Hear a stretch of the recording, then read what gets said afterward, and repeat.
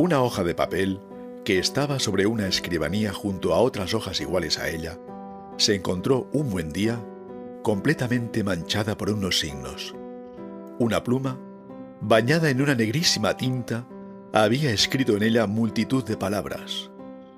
«¿No podías ahorrarme esta humillación?», dijo enojada la hoja de papel a la tinta.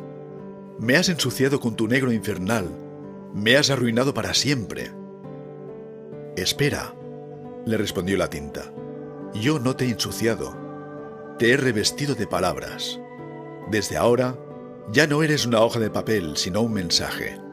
Custodias el pensamiento del hombre, te has vuelto un instrumento precioso». En efecto, poco después, ordenando la escribanía, alguien vio aquellas hojas esparcidas y las juntó para arrojarlas al fuego. Pero de pronto advirtió la hoja sucia de tinta y entonces tiró las demás y devolvió a su lugar la que llevaba, bien visible, el mensaje de la palabra.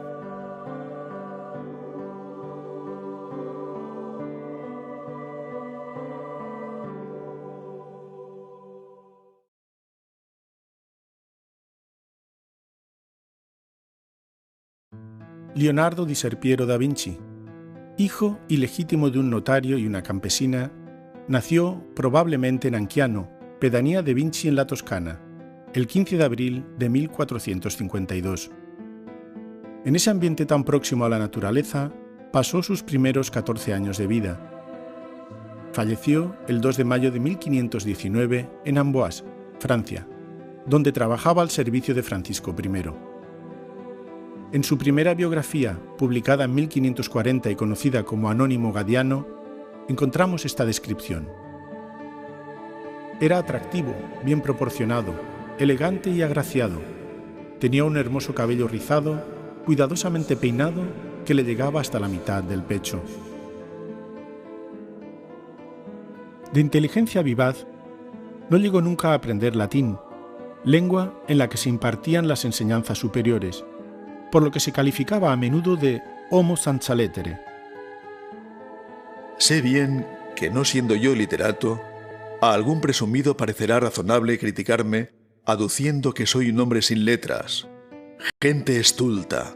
¿No saben esos que yo podría, como Mario contestó a los patricios romanos, responder diciendo que esos que se adornan de las labores de otros, las mías a mí mismo no me quieren conceder? Dirán que no teniendo letras, no podré expresar bien lo que quiero tratar.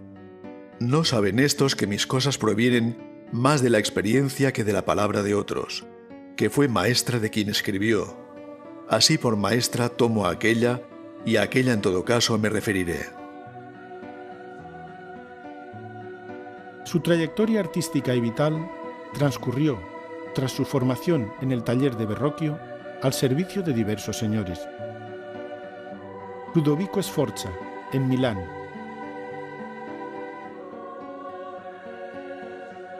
Isabella d'Este, en una breve estancia en Mantua.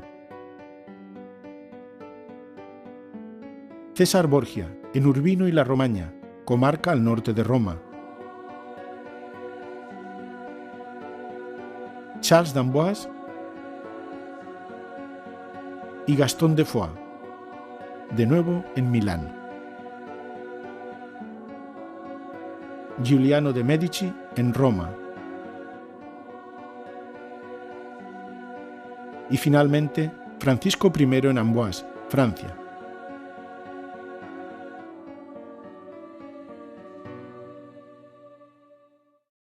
Leonardo da Vinci era literalmente gnóstico, ya que no aceptaba nada sin haberlo comprobado por él mismo. Se basaba, pues, en la experiencia, pero un tipo de experiencia relacionado con la propia conciencia. La conciencia en el hombre es, fuera de toda duda y sin temor a engañarnos, una especie muy particular de aprehensión de conocimiento interior, totalmente independiente de toda actividad mental. Leonardo gozó de gran fama en vida, pero fue olvidado durante casi 300 años. Entre el año de su muerte, 1519, y la apertura del Museo del Louvre, donde se exhibe la Gioconda, en 1800, Prácticamente solo era recordado por su tratado de pintura, publicado en 1651, y solo muy recientemente se ha ido recuperando el amplio abanico de disciplinas que cultivó el maestro. Hoy día, cuando el saber está totalmente fraccionado, resulta desconcertante que un hombre pudiera dedicarse con éxito y alcanzar una notable maestría en campos tan diversos como el diseño de instrumentos musicales, la música y el recitado de composiciones, fábulas y adivinanzas, la creación de escenografías y montajes escénicos para fiestas cortesanas, la mecánica, la óptica, la ingeniería hidráulica y la aeronáutica. La ingeniería civil y militar, la metalurgia, la geología y la paleontología, la zoología y el estudio de la naturaleza, la botánica y la jardinería, la anatomía y la fisiología, la moda y la decoración, la astronomía, la física, la pintura, la escultura y el dibujo, la arquitectura y la urbanística, la cartografía, la literatura, desde la teoría del arte a la filosofía, la geometría y las matemáticas, a la que consideraba madre de todas las ciencias. En realidad, el efecto que esto nos produce hoy en día se debe a nuestro estado psicológico, y esto ha contribuido a exagerar un tanto la imagen de genio que tenemos de Leonardo, ya que en su misma época era común que las personas que destacaban en un campo lo hicieran en varios a la vez, como León Battista Alberti, arquitecto, matemático, poeta, criptógrafo, lingüista, filósofo, músico, arqueólogo, o Miguel Ángel, escultor, pintor, arquitecto, poeta, por poner un par de ejemplos. Lo que está sucediendo es que un cerebro y una mente menos degenerados que los actuales, como en el caso de Leonardo, capaz de comprender los misterios y mecanismos de la naturaleza, podía aplicarlos a campos del saber que hoy se hallan fraccionados por nuestra incapacidad de abarcarlos a todos en forma cabal. Conocemos todo esto porque plasmó su genio en gran cantidad de escritos, dibujos y apuntes. Francesco Melzi, amigo, secretario personal y discípulo, los heredó y los unificó, en parte, en el Tratado de la Pintura. A sus esfuerzos por ordenarlos y recopilarlos en temas, aún en vida de Leonardo, le debemos el que hayan llegado hasta nosotros tantos manuscritos del maestro. A su muerte, en 1570, su hijo se deshizo de ellos y se dispersaron por toda Europa.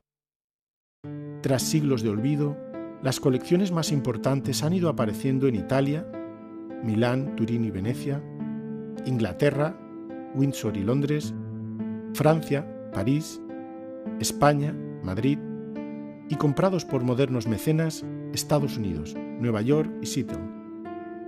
Las primeras ediciones recopilándolos son de 1880 y 1899. Resulta francamente misterioso que escribiera a la inversa, de modo que para poder leerlos hay que reflejarlos en un espejo. Se ha especulado mucho sobre el motivo que le llevó a hacerlo, que era una forma de proteger sus escritos, que le resultaba más fácil ya que era zurdo, etc. Posiblemente estos argumentos tengan todos algo de razón, pero está claro que no fue una manía pasajera, ya que escribió más de 20.000 folios de ese modo.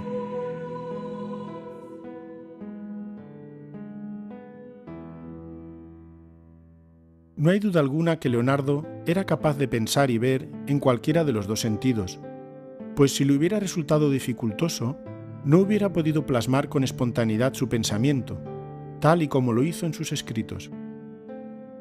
Tengamos en cuenta que se han conservado unos 7.000 folios, y se estima que solo son una tercera parte de sus anotaciones. Esta capacidad de pensar y ver al revés, y su interés por los espejos, es algo que explicará algunos de los detalles que expondremos al estudiar la Última Cena. Por otro lado, el modo de actuar de Leonardo es bien sencillo. Imita a la naturaleza, ya que su amor por ella es su fuente de inspiración. Escribió: No existen conocimientos más elevados o más bajos, sino un conocimiento único que emana de la experimentación.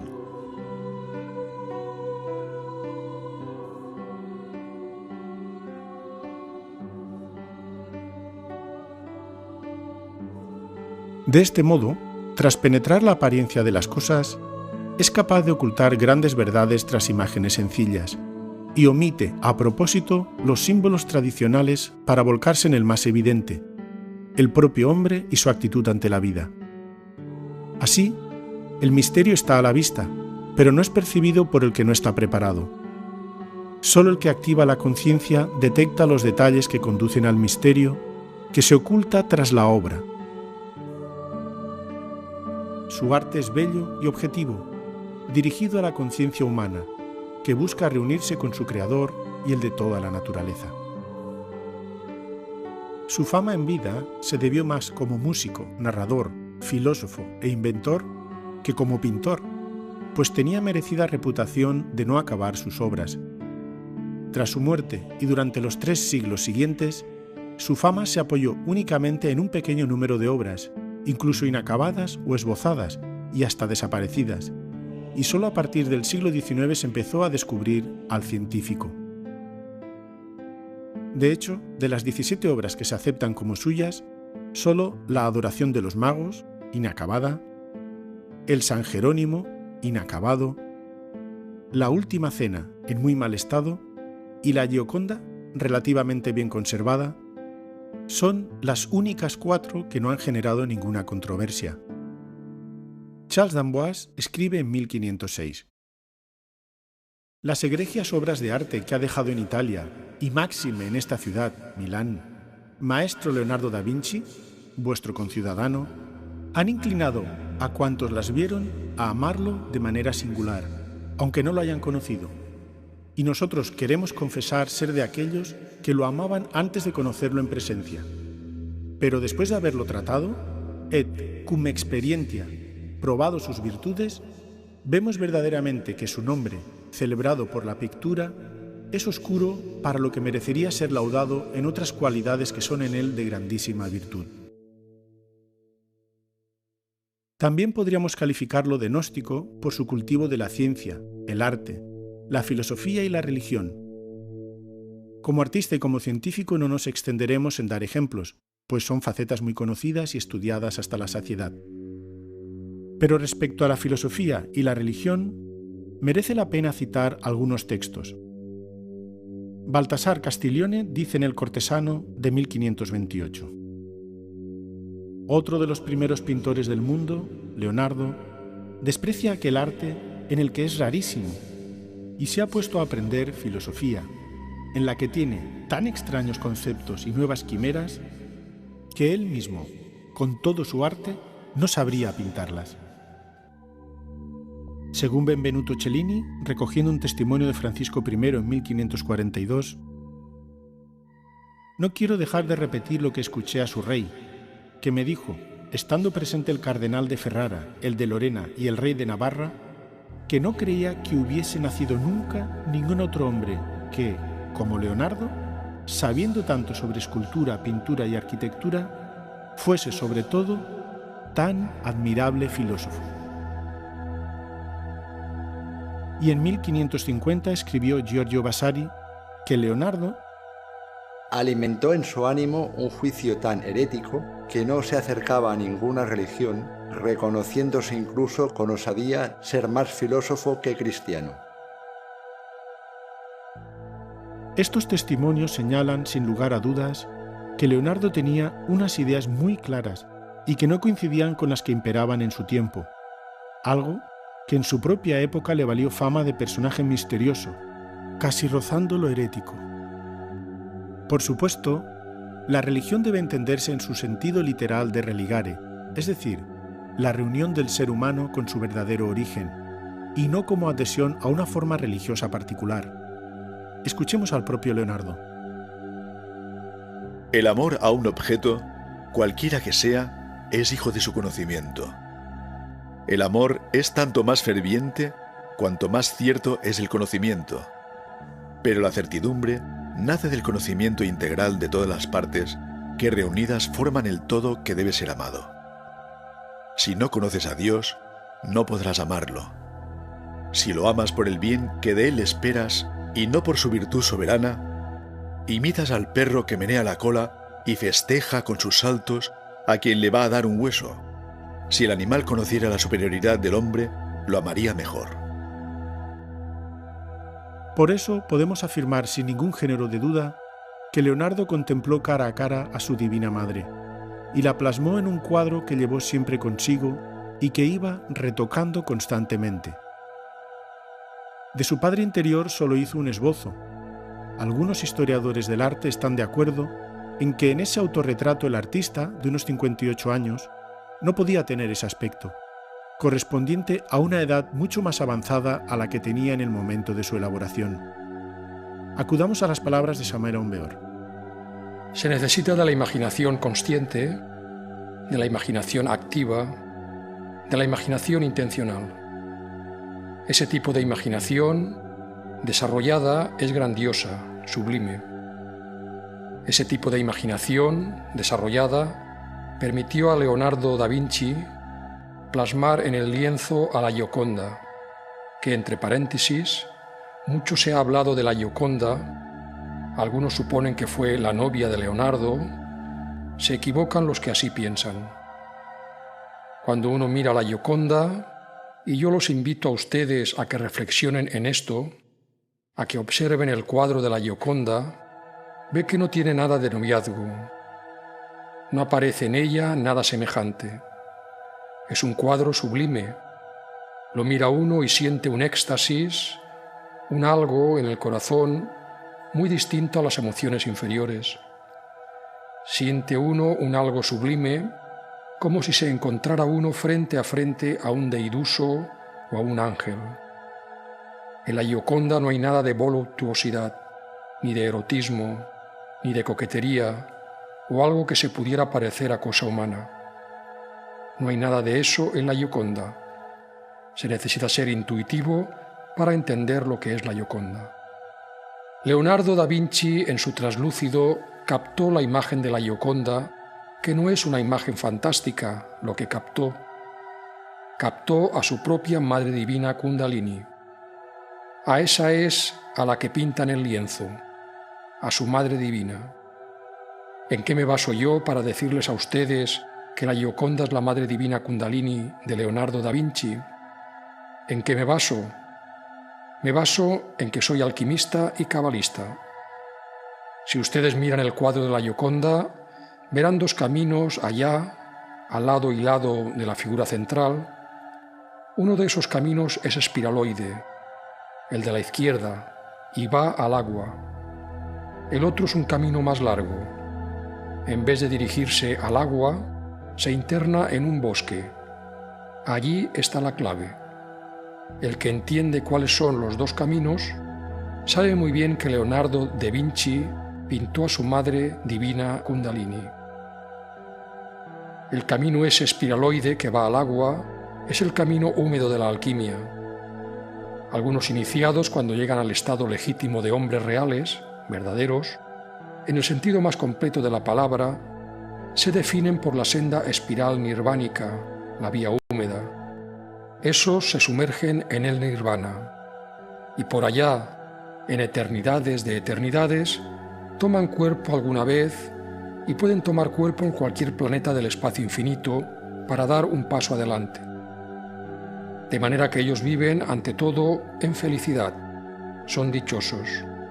Los otros, los que escogen la vía seca, o sea, la directa, se internan en el bosque de la alquimia.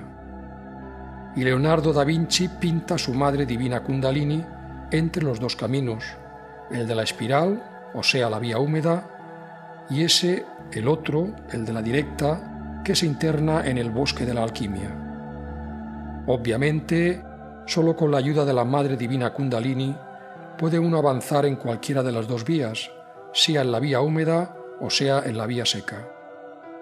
Los alquimistas, hablando en lenguaje simbólico o alegórico, dicen que en la vía húmeda el trabajo se realiza o se puede realizar en 18 meses.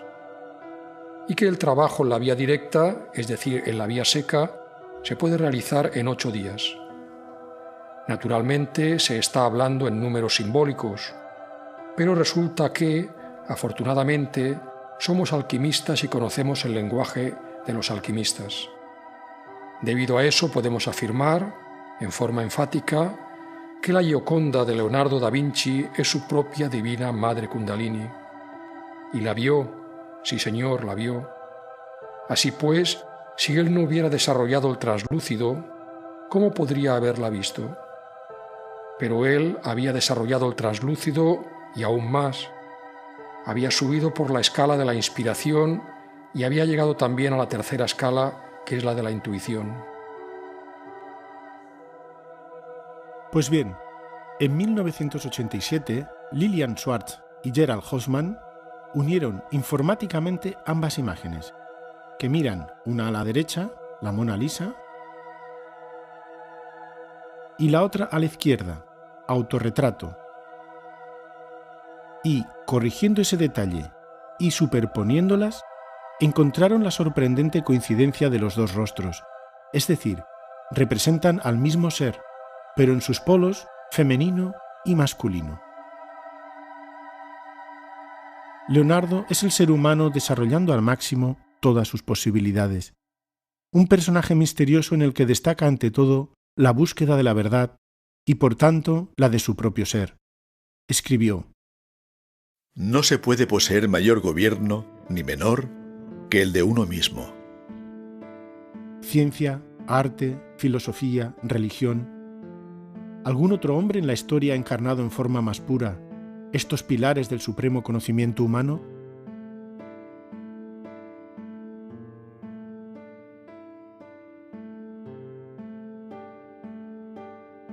Esta obra de arte universal es la única de las 17 pinturas conservadas que Leonardo no pintó sobre tabla. Se encuentra en el convento de dominicos de Santa Maria delle Grazie, en Milán, y fue un encargo de Ludovico Sforza para decorar el refectorio o comedor de los monjes. Fue realizada entre 1495 y 1497, cuando debía haber sido acabada en un año. También sabemos que Leonardo empezó a trabajar en esta pintura por lo menos desde 1494.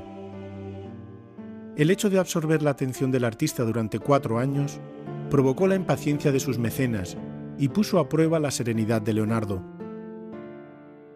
Si hubiera pintado al fresco, técnica de rápida ejecución, no hubiera podido dedicarle el tiempo que exigía su manera reflexiva de trabajar. Así que utilizó temples y óleos en seco que perjudicaron la pervivencia de la obra hasta el extremo que a los 3 años empezó a mostrar signos de deterioro. En 1517, Antonio de Beatis fue el primero en testificar que la obra ya estaba dañada. Que es excelentísima, aunque empieza a deteriorarse, no sé si por la humedad que se desprende del muro o por alguna otra causa.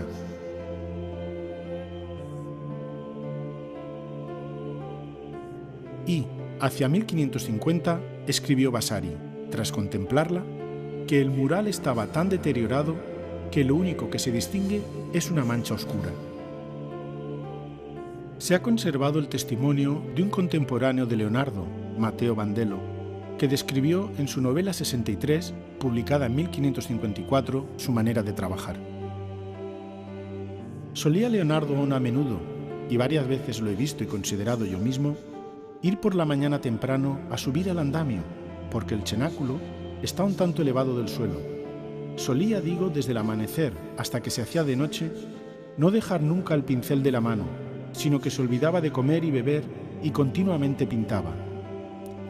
Y después pasarían 2, 3 y aún 4 días que no pondría mano en la obra, y sin embargo permanecía allí 1 o 2 horas al día para solo contemplarla, considerando y examinando y juzgando sus figuras.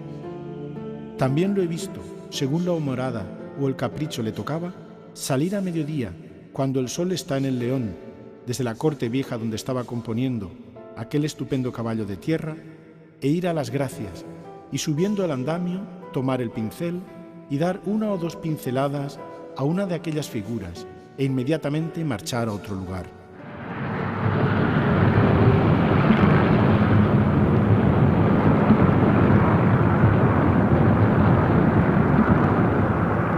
En agosto de 1943, durante la Segunda Guerra Mundial, varios bombardeos aéreos de norteamericanos e ingleses destruyen el refectorio. Solo la pared con la famosa pintura, protegida por los monjes, se salva milagrosamente. Paradójicamente, al reconstruirse el edificio se ataja el mal principal, la humedad que atacaba la pared. A partir de aquí se inicia un proceso de resurrección de la obra.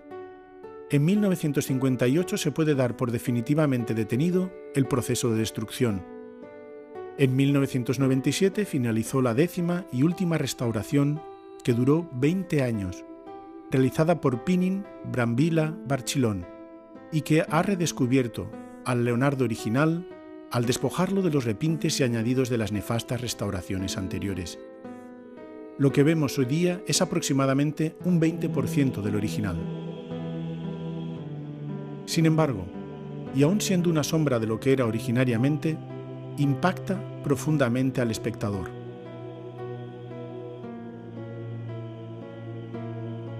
La impresión que causó y su lamentable estado provocaron que se hicieran muchas copias. Goethe consideraba que la mejor era la del discípulo de Leonardo, Marco Doggiano. Tanto esta copia como la de Giampetrino fueron realizadas por discípulos que seguramente participaron en la pintura original. Esta última, también de 1520, es la que fue usada como modelo para la última restauración. Ludovico Sforza, duque de Milán, fue el que encargó la obra, en el marco de la remodelación de todo el convento, que iba a ser el mausoleo familiar. Se puede decir que la pintura es una continuación del comedor de los monjes. A tal grado llega la inserción de la escena en la sala, gracias a la perspectiva, que pareciera que los mismos monjes están asistiendo a la última cena del Cristo. Mide 8,8 metros de largo por 4,6 de ancho, y las figuras son 1,5 veces más grandes que el tamaño natural, lo que contribuye a su monumentalidad. Los estudiosos de Leonardo concuerdan en que el punto de vista ideal de la Santa Cena se encuentra entre los 4 y 4,5 metros, muy por encima del nivel visual accesible a un espectador de estatura normal. Esto no deja de ser algo que Leonardo hiciera a propósito, quizá para indicar que la obra encerraba un significado más elevado que lo que parece a simple vista. Para representar la mesa donde están sentados Jesús y los apóstoles, Da Vinci tomó como modelo las mismas mesas de los monjes del convento de Santa María delle Grazie. Y no solo eso, sino también los manteles, las fuentes, los platos, los vasos y las vajillas.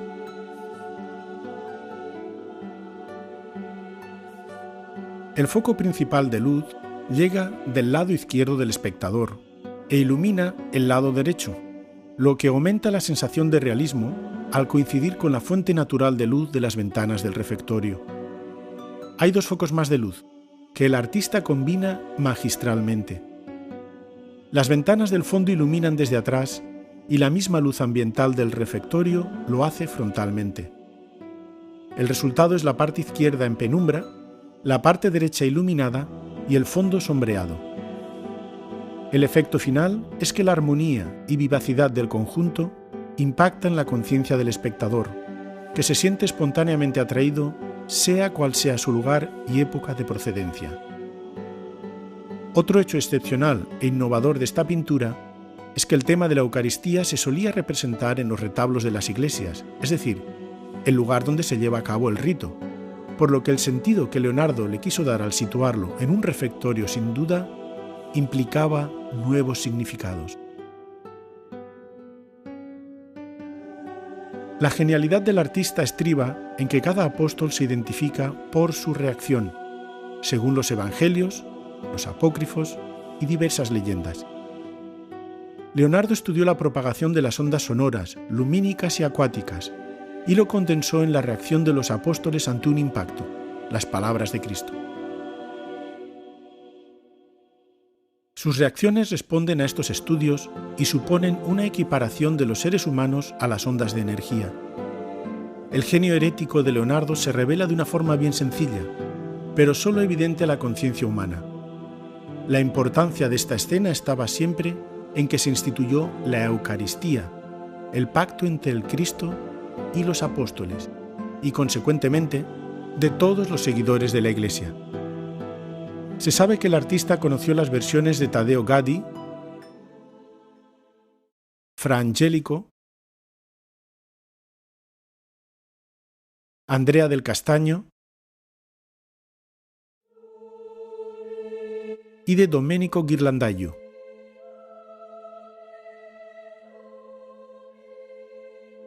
Todas las representaciones hasta la fecha en que Leonardo pintó su Última Cena se centraban en esta fiesta, la celebración de la Pascua judía, en la que se consumía cordero y no faltaba nunca la copa o grial donde se mezcló la sangre del Cristo. Pues bien, en la cena de Leonardo no hay cordero, ni copas, sino pescado con limón, naranjas, pan y unos sencillos vasos con vino, ninguno ante el Cristo, y el momento que se representa es el de la reacción de los apóstoles ante el anuncio de que uno de ellos habría de traicionar al Cristo. Y esto merece una ampliación que explicaremos con más detenimiento al hablar de Judas. Los documentos de Windsor y el estudio del Louvre, anterior en 15 años, indican que el diseño original era bastante tradicional, pero la naturaleza inquieta de Leonardo le llevó a plasmar el momento único, la reacción a la afirmación del Cristo. Amen dico vobis, cuia unus vestrum me traditurus est. Juan 21:13. Como hubo dicho Jesús esto, fue conmovido en el espíritu y protestó y dijo: de cierto os digo, que uno de vosotros me ha de entregar. Según escribió Goethe en 1817 en la Última Cena de Leonardo, si su innato talento le permitió imitar con facilidad la naturaleza, su mente inquisitiva pronto entendió que tras la apariencia de las cosas, que también sabía reproducir, se ocultaban muchos secretos que sin descanso se propuso conocer. Podemos añadir que Leonardo veía con el traslúcido de su imaginación tales realidades de los mundos internos que se sabía incapaz de representarlas físicamente. De ahí su permanente inconformismo y lo inacabado de sus obras.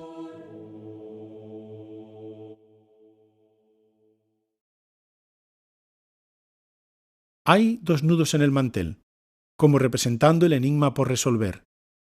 Algunos autores afirman que se trata de una firma, pues Vinci proviene de la antigua palabra italiana para designar el mimbre que abundaba en la región, vinco, que deriva del latín vinculum, ya que esa planta se usa para atar.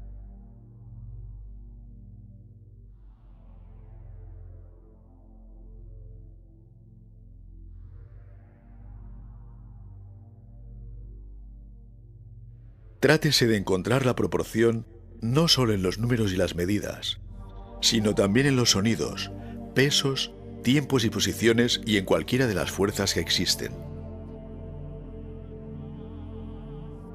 La Santa Cena tiene una perspectiva que no por evidente deja de ser impactante a pesar de su sencillez.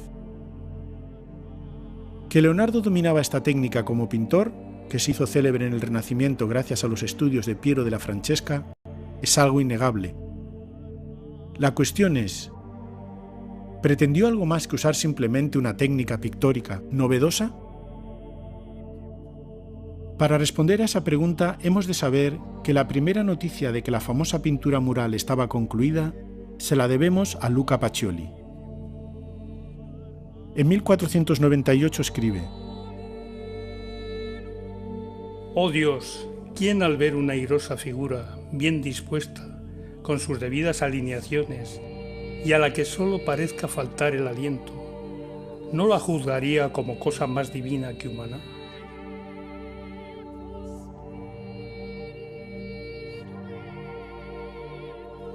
no es posible imaginar a los apóstoles prestando mayor atención al sonido de la voz de la infalible verdad cuando dijo: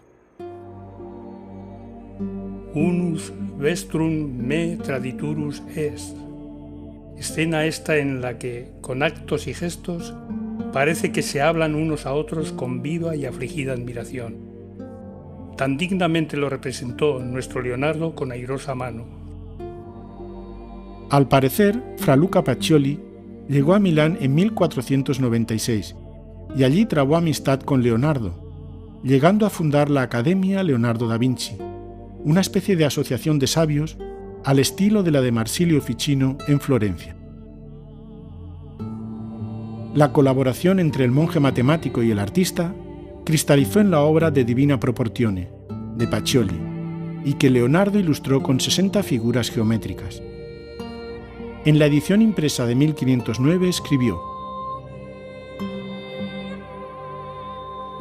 Realizados por el gran pintor, experto en perspectiva, arquitecto, músico y maestro dotado de todas las virtudes, Leonardo da Vinci, mientras trabajábamos juntos en Milán, por cuenta del muy excelente duque de dicha ciudad, Ludovico María Sforza Anglo, entre los años 1496 y 1499 de nuestra redención.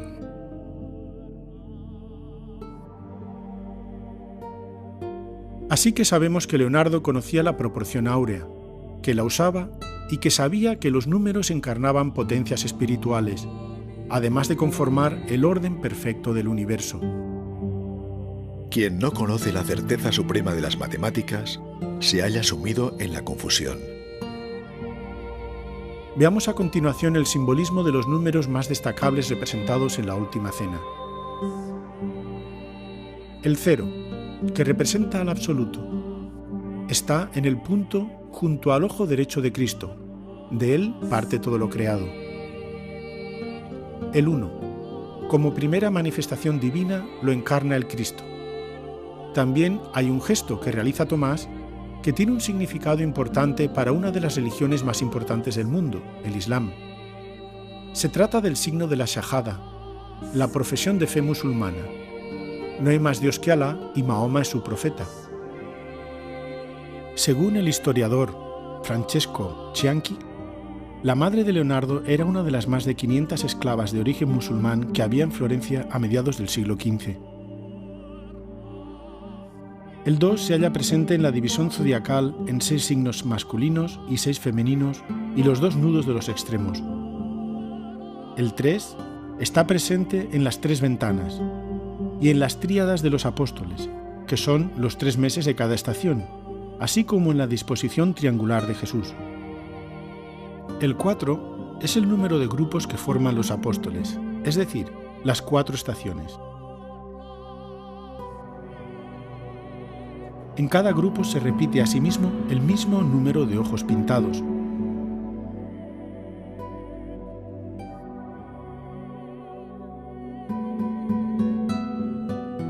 El 5 es el número del pentagrama, siempre inscribible en cualquier composición realizada de acuerdo a la proporción áurea.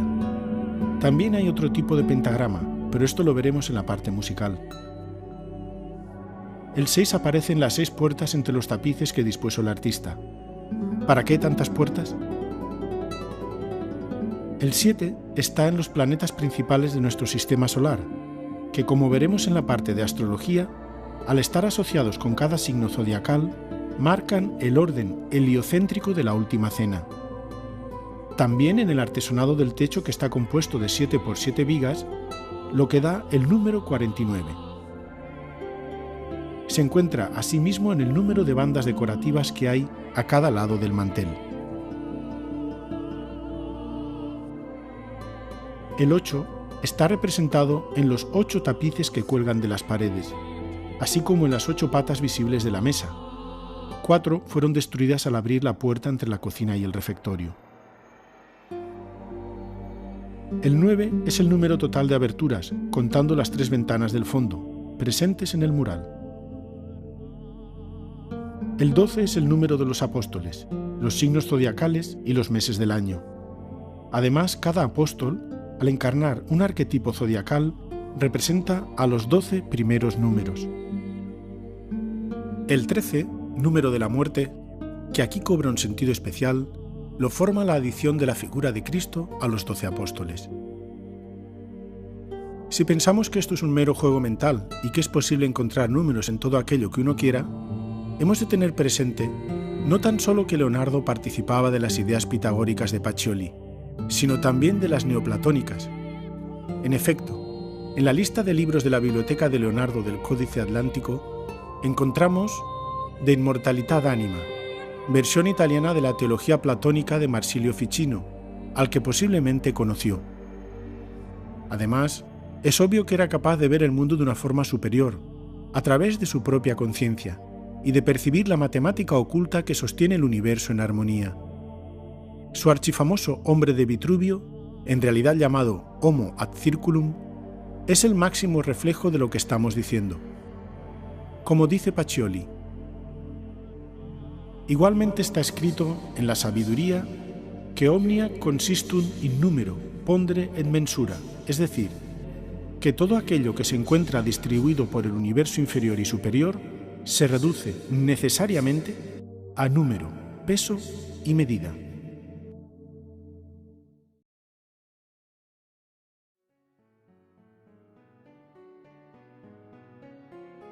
En 1568, Giorgio Vasari escribió: habló extensamente del arte y puso de relieve que en ocasiones los espíritus elevados crean más cuanto menos trabajan, concretamente cuando imaginan y desarrollan ideas completas que de la mano expresará y recreará después, tras haber sido previamente concebidas por el intelecto. El estudio de la influencia sobre los seres humanos de los 7 planetas visibles a simple vista y las 12 constelaciones, ya establecidas desde la época de las primeras civilizaciones mesopotámicas, no ha perdido nunca su presencia en la sociedad. Así que si nos preguntamos si Leonardo pudo plasmar información zodiacal en sus obras, la respuesta debe ser afirmativa. Máxime cuando se conservan al respecto testimonios escritos contemporáneos muy significativos.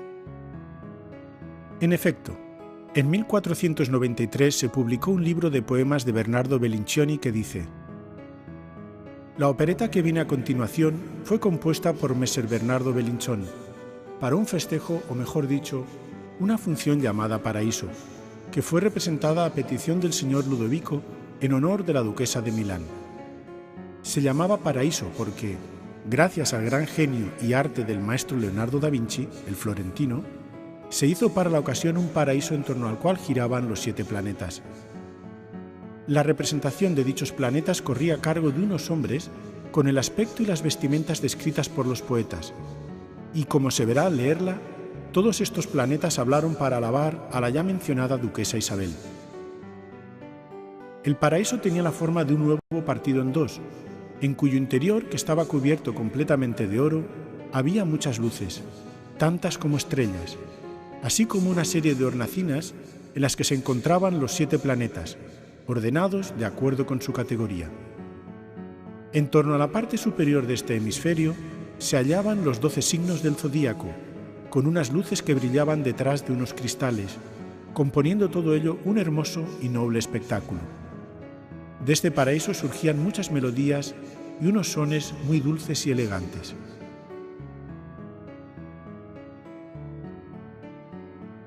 Esta representación tuvo lugar en la Sala Verde del Castillo Sforzesco el 13 de enero de 1490 y constituye una clara evidencia de que Leonardo no solo conocía la influencia astrológica, sino que la consideraba digna de ser representada artísticamente. Y para que no quede la menor duda, este texto del mismo genio florentino nos muestra cómo consideraba a la astrología como una ciencia superior que se distinguía claramente de la superchería.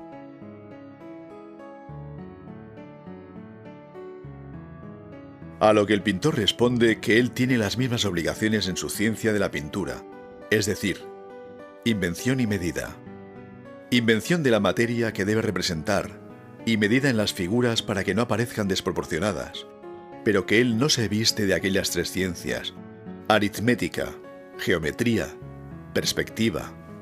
Antes bien son las otras ciencias las que se visten de la pintura, como la astrología, que no hace nada sin ayuda de la perspectiva, la cual es parte principal de la pintura. Hablo de la astrología matemática y no de la falaz astrología judiciaria. Y perdónenme los que, explotando a los tontos, viven de ella. Pues bien, en 1952, en el nuevo Tratato completo de Astrología Teórica y Práctica de Nicolás Sementowski-Curillo, se establece por primera vez la correlación entre los 12 apóstoles y los signos del zodíaco. En 1982, Franco Verdini publica Magia e Astrologia nel Cenacolo di Leonardo, donde desarrolla el tema en profundidad. Se sabe además que entre los 116 libros de la lista de la Biblioteca de Leonardo del Códice Madrid II, había varios libros de astronomía y astrología, como la Cosmografía de Ptolomeo. La agrupación por tríadas en 4 grupos adquiere entonces un nuevo significado, al pasar a representar cada apóstol un signo zodiacal, cada tríada una estación del año. A este respecto, el más sorprendente de los libros que tenía Leonardo era el Liber Physiognomiae, de Michele Scotto, que trata precisamente de cómo la influencia astrológica de cada signo determina el carácter y el aspecto físico de las personas. No se trataba entonces de una simple cuestión estética, pues como decía Goethe, no obraba siguiendo el impulso secreto de su inmenso e innato talento, no aceptaba el trazo arbitrario, libre, todo lo meditaba, todo lo sopesaba.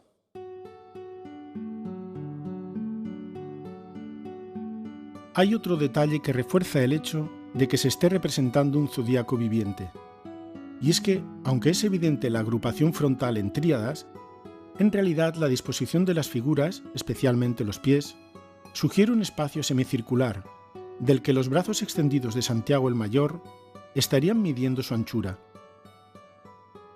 Tengamos en cuenta que cada signo astrológico está regido por cada uno de los 7 planetas principales que orbitan alrededor del Sol.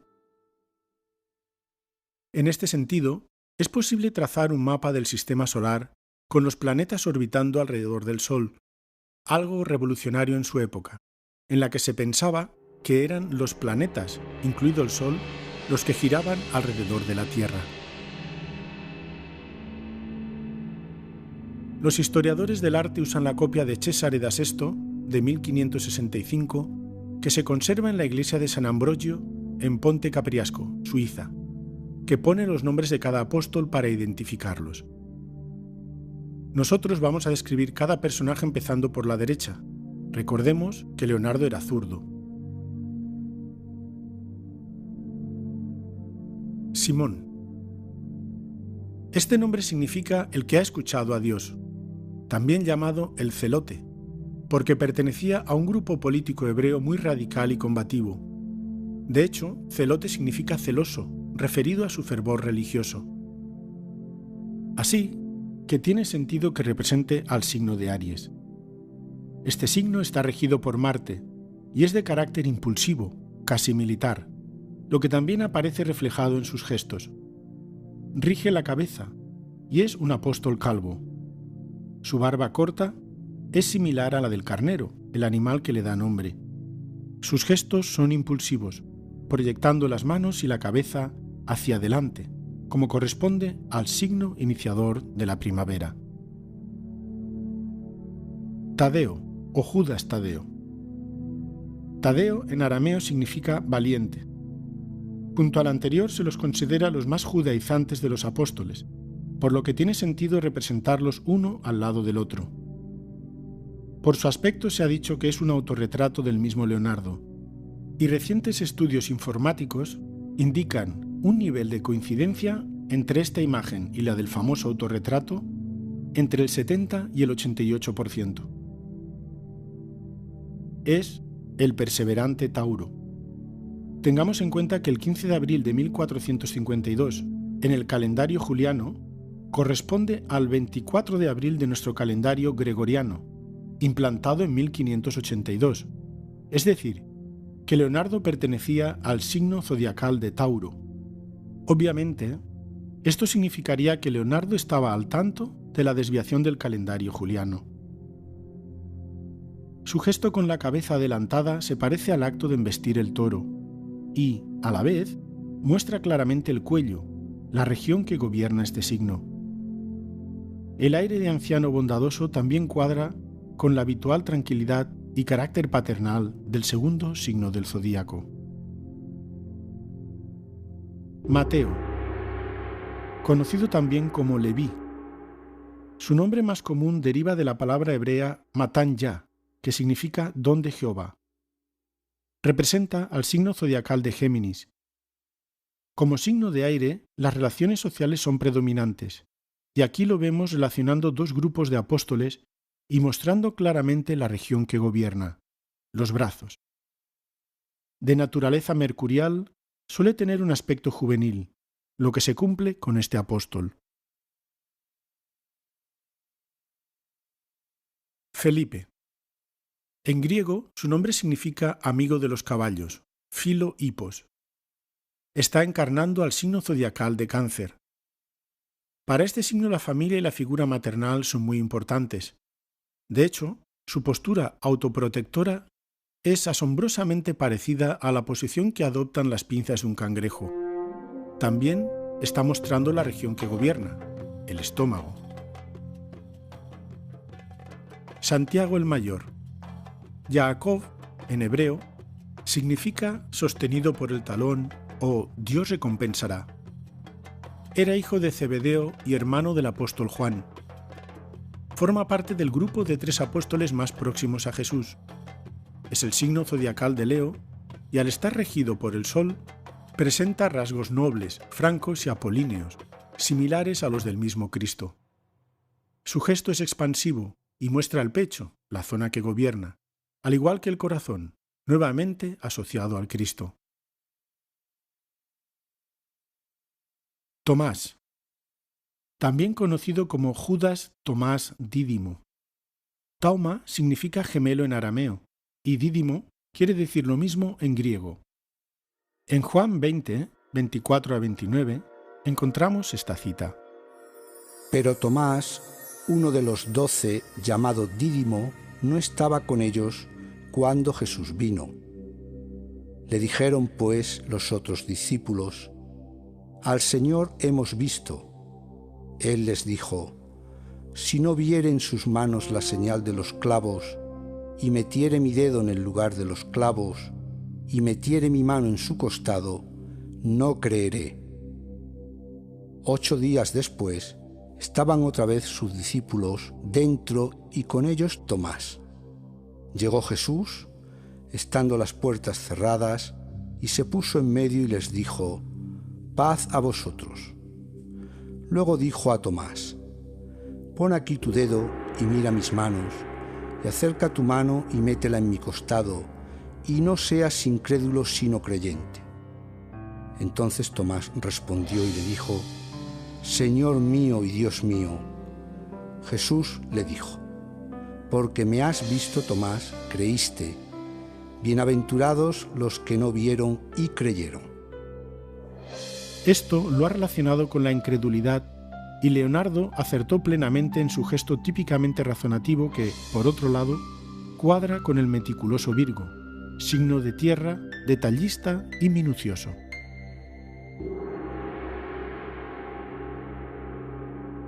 Jesús. En hebreo, Yahshua, Jehová es salvación. Es la figura central física y espiritualmente, además del motor de toda la acción reflejada en la última cena. El punto de fuga de toda la perspectiva se encuentra en la sien derecha de Cristo, muy cerca del ojo derecho. En la última restauración se ha encontrado el agujero del clavo que lo señalaba. Jesús es el Sol, el Cristo Sol, en torno al cual gira toda la escena. Está en disposición triangular, asociada geométrica y numéricamente a la divinidad en todas las religiones. El escultor Andrea Fontana relata un sueño. 30 de junio de 1988, 3 de la noche. Me he despertado tras un sueño muy nítido y luminoso. Me encontraba atrás en el tiempo, en el refectorio de Santa María delle Grazie en Milán, en el momento en el que se realizaba la pintura de la Última Cena. He visto al maestro Leonardo que estaba pintando la figura de Jesucristo en el centro, y estaba con el pincel en el rostro, sobre el ojo derecho. Después he visto que el maestro había desaparecido, así como la figura pintada de Jesús, pero coincidiendo con su rostro estaba el sol en el ocaso.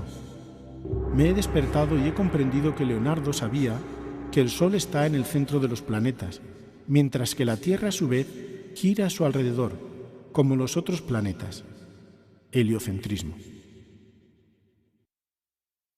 Hemos de tener en cuenta que Copérnico no presentó su modelo matemático heliocéntrico hasta 1543. Esto también da sentido al hecho de que no teniendo ningún personaje halo, el máximo foco de luz se encuentre en la ventana situada detrás del Redentor. Si tomamos como centro nuevamente al punto, junto al ojo derecho de Cristo, y trazamos un círculo que pase por el frontón circular de la ventana central, obtenemos el símbolo solar donde se inscribe perfectamente su figura y emanan sus dos brazos como rayos. Precisamente el gesto de sus manos es muy enigmático y de naturaleza solar. Con la derecha da, con la izquierda recibe. En realidad Cristo está solo, no tiene necesidad de nadie en su poderosa autosuficiencia, y a pesar de todo, da sin esperar nada a cambio. Este es el supremo amor. Juan, del hebreo Yohanan, que quiere decir el Señor es misericordioso. Es hermano de Santiago el Mayor, y forma parte con su hermano y con Pedro del grupo más próximo a Jesús que asiste a la resurrección de la hija de Jairo, la transfiguración y la oración en el Monte de los Olivos. También es considerado como el discípulo amado de Jesús, tradicionalmente recostado en su regazo. Es la figura más controvertida del mural por su aspecto indudablemente femenino, lo que tiene sentido al representar a Libra, regido por Venus. Como con este signo comienza el otoño, observemos cómo la luz de esta zona del mural empieza a oscurecerse, podemos equiparar cada signo con su opuesto. Veamos así cómo su actitud dulce y pasiva contrasta con la de su opuesto, Aries Simón. Como hemos dicho, Leonardo conocía la tradición pictórica e incluso nos deja guiños increíbles.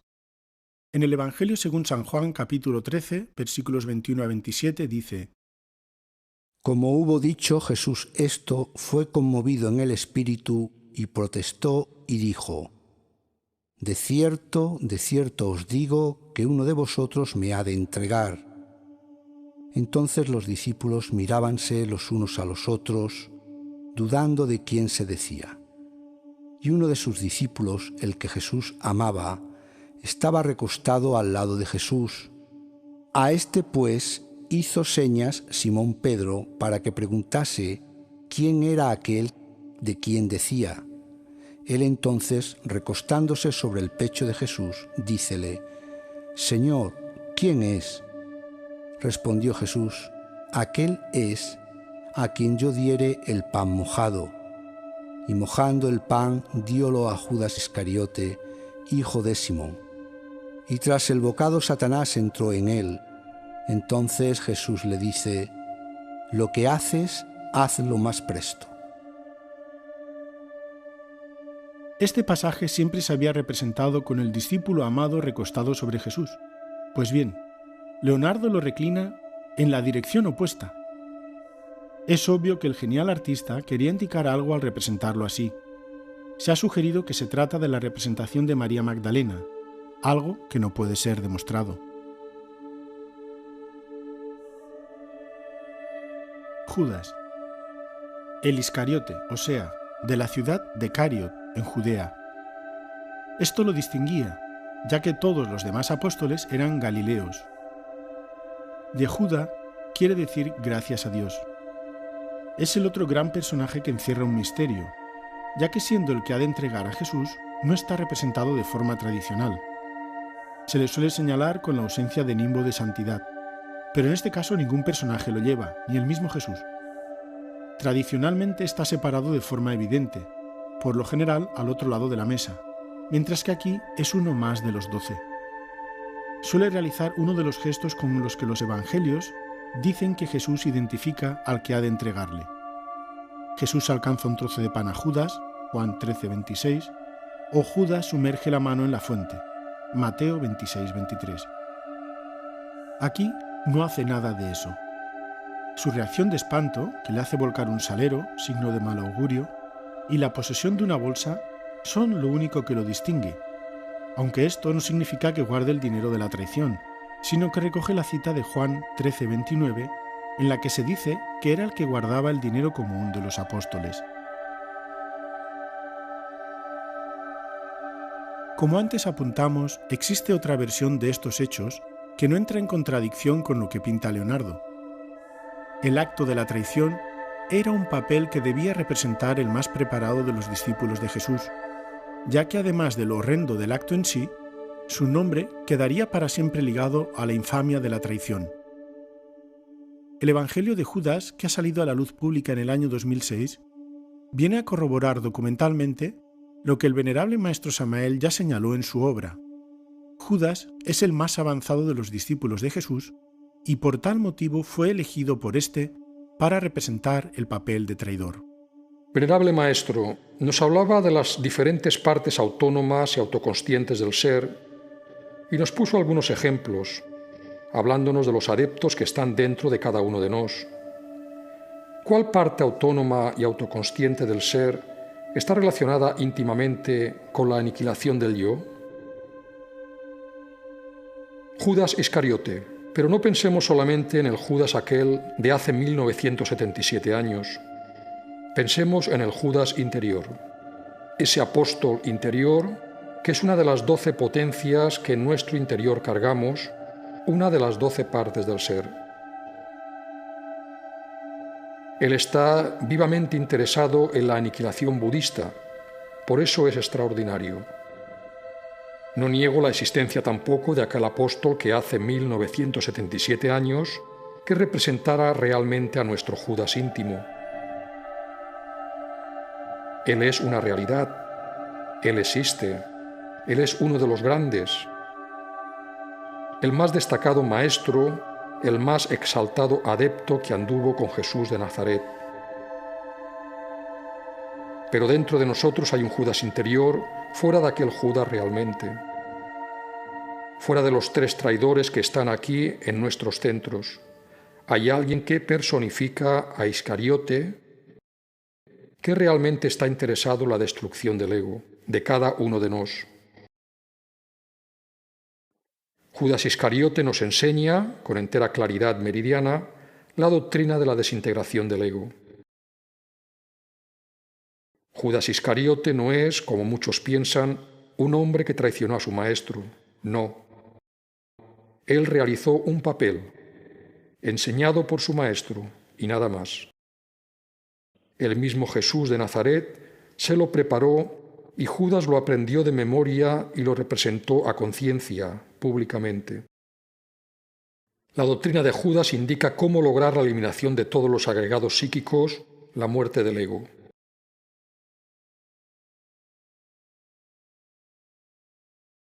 Judas representó un papel y nada más. Se preparó a conciencia.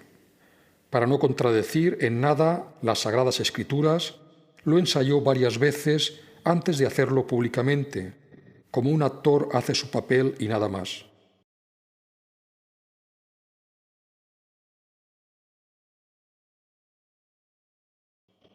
Judas era y sigue siendo el discípulo más exaltado de Jesús el Cristo. Logró la cristificación.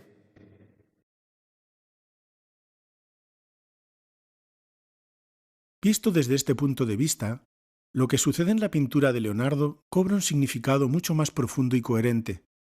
La reacción de esos hombres preguntando a su maestro quién habría de realizar tal acción y vislumbrando uno de los mayores retos al que pueda enfrentarse un hombre.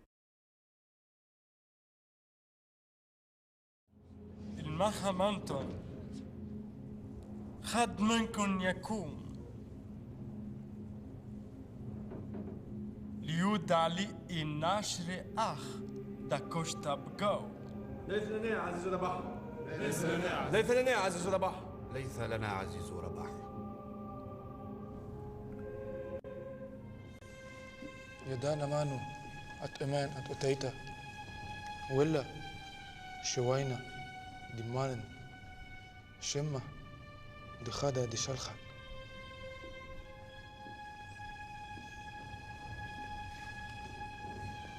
هلايخ من أخرانين ويؤتا أخ رزاي مالكوذا هي مالكو ربا أفلسوف دا أين ملخ لخماث ويتاي خاش فاث لافلا إذ بوناناث ولا إذ كراث باشام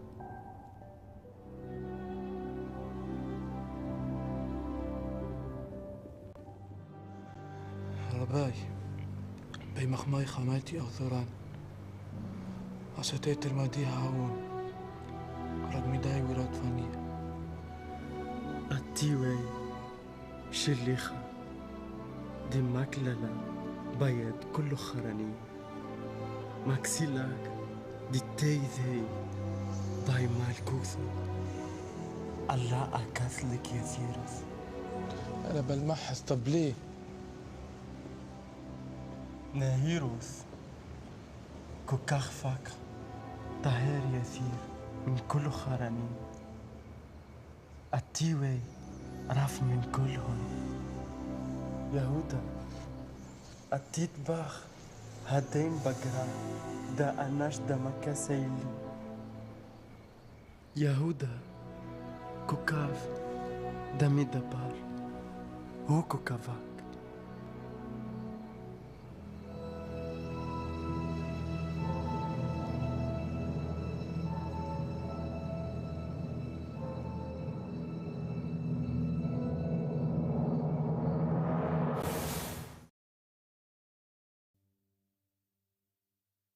También cobra sentido el que, hablando Jesús tan claro acerca de que era Judas el que lo habría de traicionar, el resto de discípulos actuara como si no se hubieran dado cuenta y no hicieran nada para impedirlo.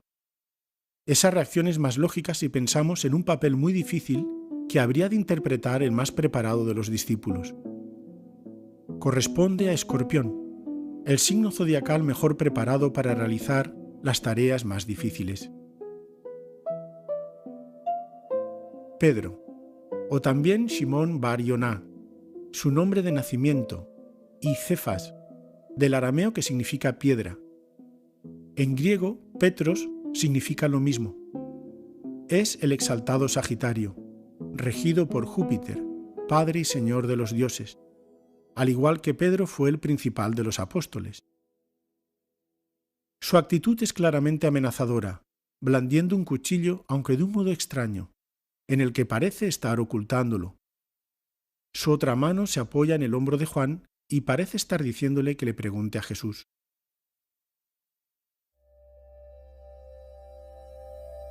Andrés. Su nombre quiere decir en griego varonil.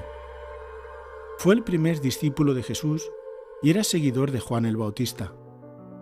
También era el hermano de Pedro y, como él, pescador. Es Capricornio y su aspecto de hombre duro, con las cejas levantadas y las manos alzadas, como separándose fríamente de la circunstancia, es típica del anciano Saturno. Comparémosla con la maternal actitud de su opuesto Felipe Cáncer. Es la misma sensación de sentirse aludido lo que se refleja, pero la reacción es diametralmente opuesta. Santiago el Menor. Sus citas bíblicas son confusas, pues es llamado también como Santiago, hijo de Alfeo, y como Santiago el hermano del Señor, además de ser considerado el autor de la epístola de Santiago.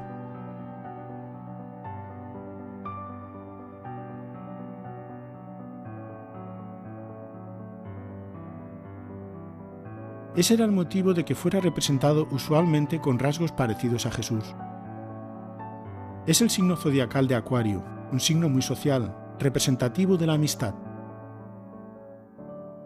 En la última cena lo vemos más pendiente de los demás que de sí mismo.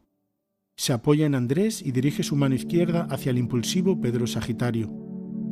Comparándolo con su opuesto Leo Santiago el Mayor, observamos que si éste saca pecho en un leonino acto de autosuficiencia, Santiago el Menor está pendiente de los demás.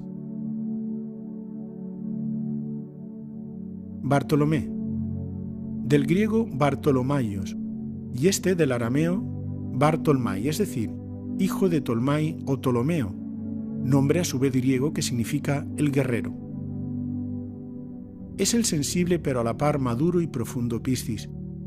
Todo lo quiere probar, pero está por encima de todo. Es un observador sereno y atento, tal y como lo refleja perfectamente Leonardo. No hay duda que es el más pasivo y receptivo de los apóstoles. En contraposición a su opuesto Tomás Virgo, no manifiesta otra reacción que la atención, ni se pierde en detalles. Aunque en los 6 apóstoles del otoño y el invierno, por motivos obvios, no se representaron las partes del cuerpo que rigen, en Bartolomé se produce una excepción y muestra los pies.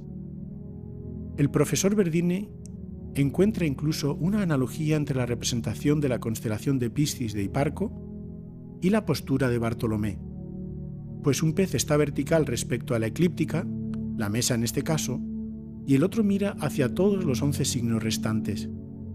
Esto representa también la madurez de Piscis, que ya ha recorrido todo el zodíaco y tiene la experiencia del círculo.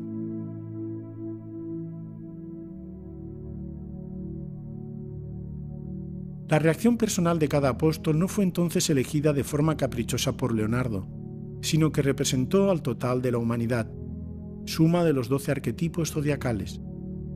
Veamos esta curiosa cita del artista que relaciona la astrología y la pintura.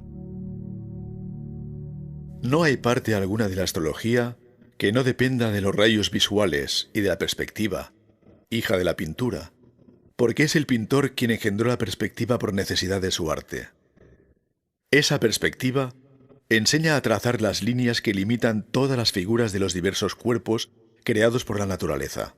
Sin ella, la ciencia del geómetra no existiría.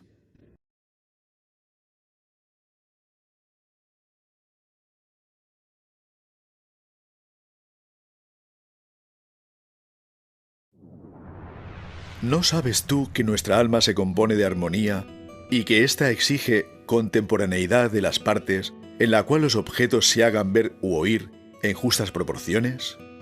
Y si me dices que la música está compuesta de proporciones, con estas mismas persigo yo mi obra pictórica, como lo verás. Según el luthier Joaquín Saura, de la actividad musical de Leonardo, apenas nos ha llegado el 1%, y pese a todo, de ese ínfimo porcentaje se deducen grandes hallazgos. Son las migas de la mesa de la música de Leonardo. Nos puede resultar curiosa esta faceta poco conocida del pintor florentino, pero como músico ya hay testimonios de sus primeros biógrafos. El anónimo Gadiano recoge la siguiente descripción. Fue de elocuente palabra y un destacado tañedor de la lira, y fue el maestro de Atalante Emilio Erotti, a quien instruyó en este instrumento. A su vez, Paolo Giovio dice: fue de gran ingenio, afable, elegante y noble, de rostro agraciadísimo, y como fuera maravilloso inventor y árbitro de toda la elegancia y refinamientos, sobre todo en las artes teatrales, y cantara con destreza con la lira, complació asombrosamente a los príncipes durante toda su vida. Vasari escribe: estudió también música, enseguida aprendió a tocar la lira y, como alguien que ha recibido de la naturaleza un espíritu elevadísimo y lleno de elegancia, muy pronto fue capaz de improvisar cantos divinamente.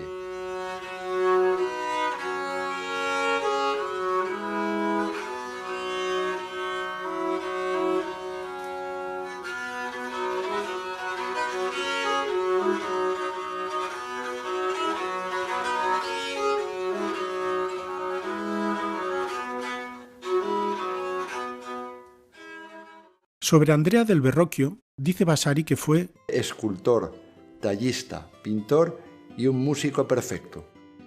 Pues bien, el joven Leonardo pudo muy bien aprender canto, a tocar varios instrumentos e incluso a fabricarlos mientras estuvo de aprendiz en su taller. Este era considerado el más prestigioso de Italia y allí se elaboraban toda clase de objetos artísticos, no solo pinturas, y también instrumentos musicales. Cuando lo abandonó, Leonardo tomó clases de Antonio Squarcialupi, organista de Santa María dei Fiore y maestro también de Lorenzo el Magnífico. La fama de Leonardo en su época no era tanto como pintor que como narrador de historias e intérprete de la lira da braccio. De nuevo, según Vasari, se condujo a Milán con gran reputación a Leonardo ante el duque Francesco, el cual se divertía mucho con el sonido de la lira para tocar, y Leonardo llevó un instrumento que tenía fabricado por él mismo de plata una gran parte, para que la armonía principal fuera más sonora y con mayor timbre. Sobrepasó a todos los músicos que habían concursado y también fue el mejor improvisador de rimas recitadas de su tiempo. Esto sucedió el 23 de febrero de 1482 en Milán, con ocasión del carnaval, en un concurso de música y poesía donde resultaron vencedores Leonardo y Atalante Migliorotti.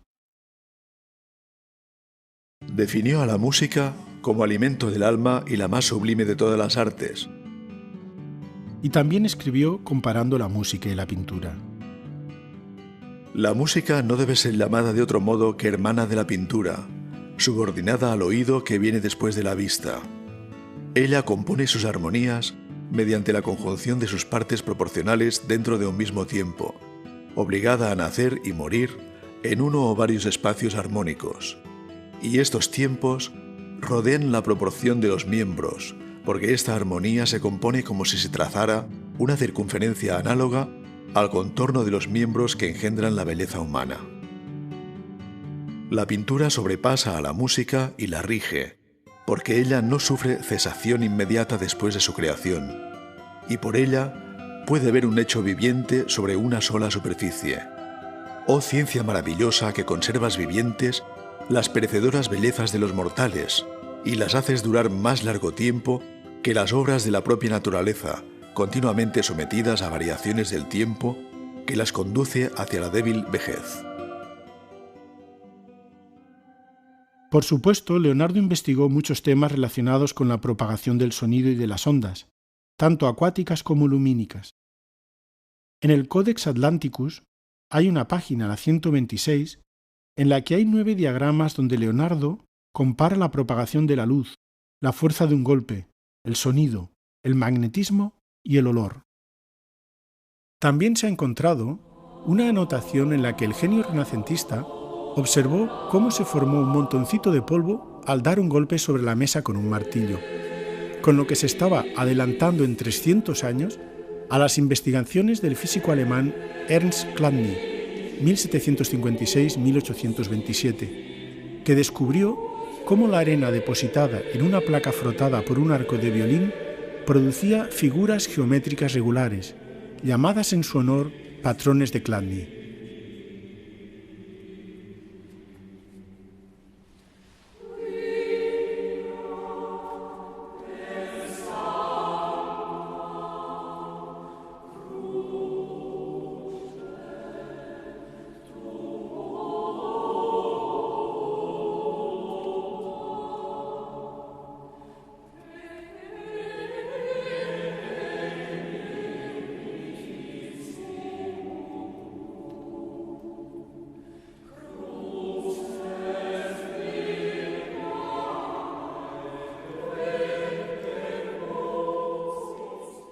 El propio Leonardo cita en sus escritos un tratado de la música, compuesto por él mismo, que no ha llegado hasta nuestros días.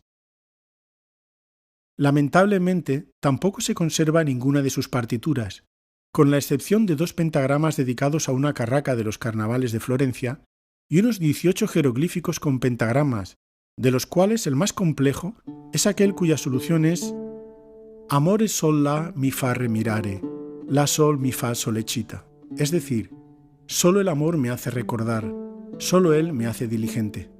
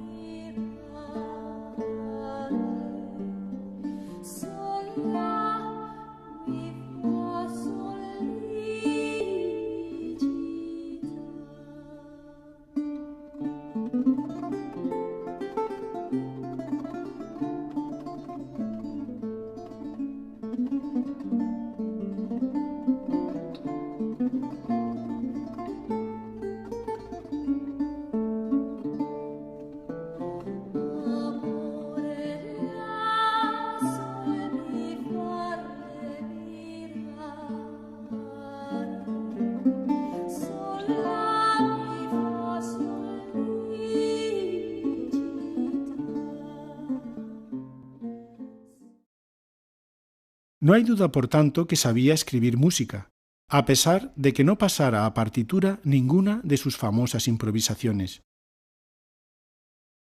También se dedicó a la elaboración de instrumentos musicales, de los cuales se han llegado a construir en época moderna hasta 20 diferentes. El más espectacular es la llamada viola organista, una especie de piano que frota las cuerdas en vez de golpearlas, y con un sonido ciertamente fascinante.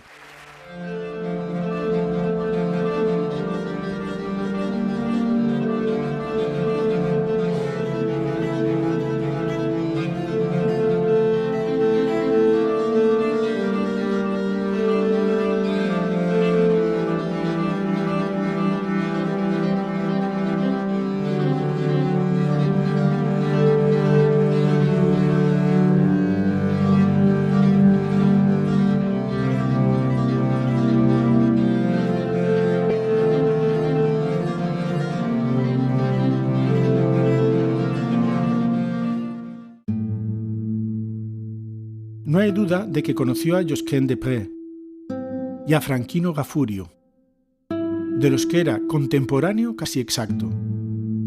Leonardo coincidió con ambos en Milán. El primero sirvió como músico en la corte de los Sforza y el segundo fue maestro de capilla de la catedral.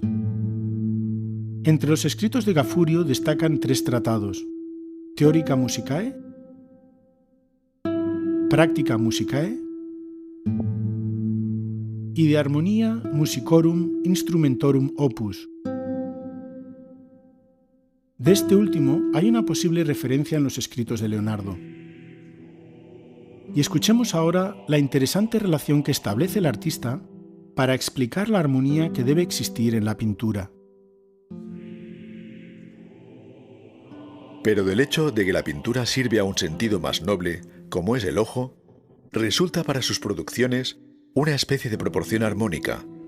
En otros términos, de la misma manera que muchas voces diferentes unidas en simultáneo efecto dan la sensación de una proporción armónica que satisface el sentido del oído, al extremo de producir en los auditores una admiración casi estática, así también, y aún mucho más, las bellezas proporcionadas de un rostro angélico puestas en pintura son para el ojo lo que es para el oído un armonioso concierto de sonidos musicales.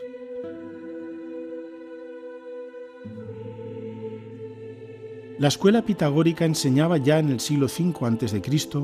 que la armonía musical es la que determina los movimientos de los astros. Esta concordancia fue transmitida por Platón y sirvió de base a los descubrimientos de Kepler y Newton, que llegaron a formularlos matemáticamente. De modo que la existencia de una armonía musical está implícita en una obra que representa signos zodiacales y planetas. La cuestión es: ¿cómo leerla de modo que podamos escucharla?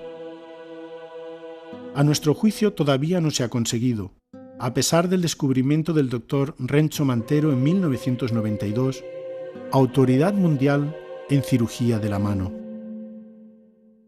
Leonardo las dotaba de un significado numérico, pitagórico, musical y astrológico.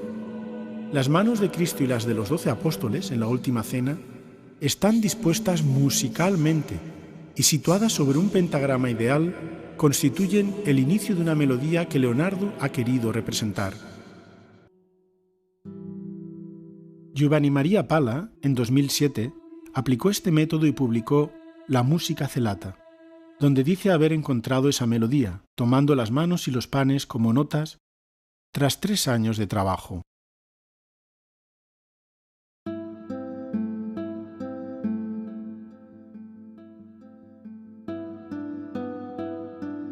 Como se ha mencionado, Leonardo escribía a la inversa, y para leer sus textos hay que reflejarlos en un espejo.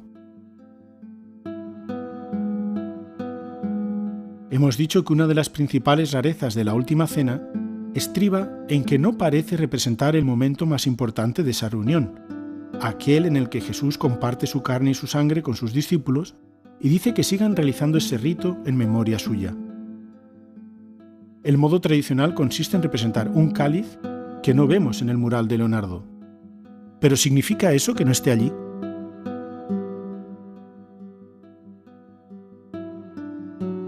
En su enciclopédica biografía de Leonardo, publicada en 2004, Charles Nicholl escribe: «No era nada infrecuente que los discípulos recurrieran al calco o a los espejos para obtener 2 versiones de una misma obra, una técnica de la que también hizo uso el propio Leonardo en algunos de sus dibujos. Véanse, por ejemplo, las imágenes inversas que aparecen al dorso de las vírgenes con el niño, acompañadas de dibujos de gatos, en un boceto para el monumento de Tribulzio, en la plantilla para el cartón de Burlington House y en muchas otras hojas». Y el mismo Leonardo, que experimentó ampliamente con espejos, dice en su Tratado de la Pintura: Cuando quieras ver si tu pintura en conjunto está conforme con el objeto que ella tomó del natural, procúrate un espejo y haz que en él se refleje la cosa viva, parangonando con tu pintura la imagen reflejada en el espejo. Y observa bien si las 2 semblanzas, la de la cosa misma y la de la pintura, son conformes entre sí. Debes tomar al espejo por maestro. Hablo de un espejo plano, porque sobre su superficie las cosas se asemejan en muchas partes de la pintura.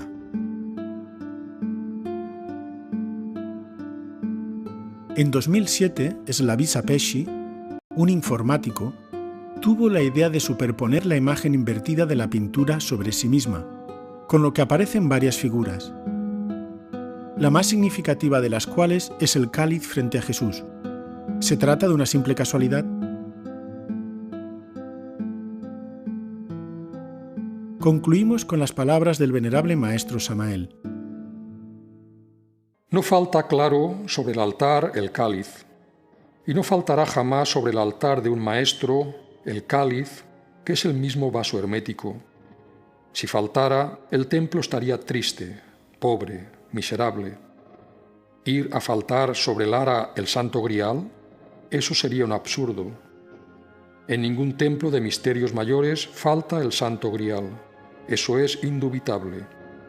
La copa, el cáliz, el yoni sagrado, el eterno femenino. ¿Quién podría realizarse sin el Santo Grial? El órgano sexual de la mujer es bendito, es divino, porque es el Santo Cáliz en el que Jesús el Cristo bebió la última cena.